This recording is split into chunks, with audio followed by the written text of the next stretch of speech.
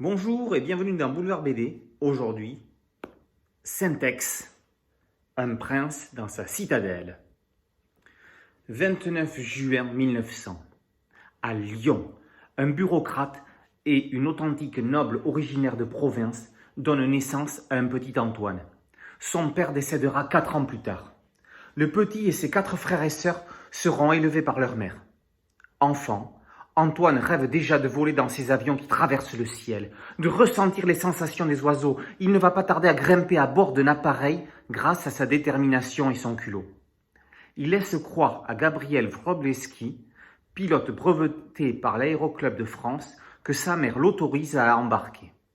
Son premier vol se fait donc dans un W2. Le souffle de l'hélice en pleine face et l'enthousiasme.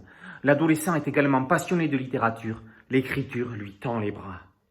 Ainsi démarre la vie de Syntex, Antoine de Saint-Exupéry, l'homme qui écrira les merveilleux Terre des Hommes, Courrier Sud et Vol de nuit, et surtout l'inoubliable Petit Prince.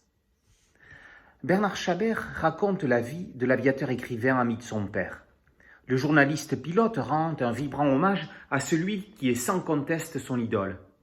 L'aviateur Syntex a participé à l'écriture de la légende de l'aéropostale. L'auteur Syntex a écrit le 8e livre le plus vendu au monde après la Bible, le Coran, le Petit Livre Rouge de Mao, Don Quichotte, Harry Potter, le Conte de 2 cités de Charles Dickens et Le Seigneur des Anneaux.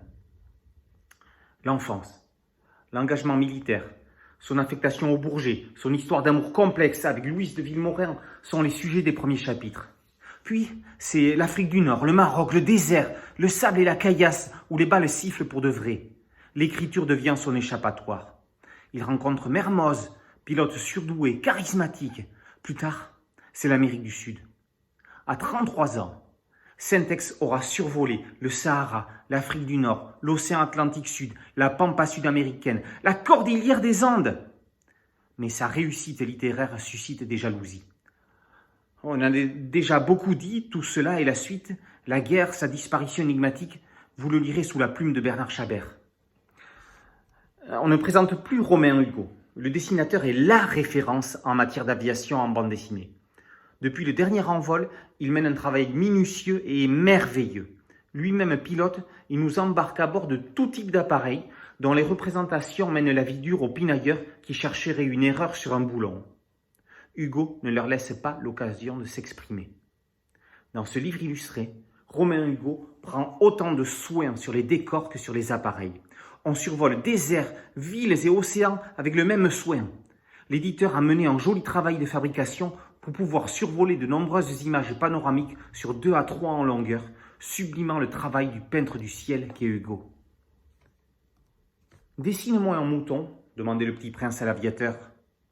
Bernard Chabert prend la place de l'enfant en demandant à l'aviateur Romain Hugo « Dessine-moi des avions, ceux de Syntex. »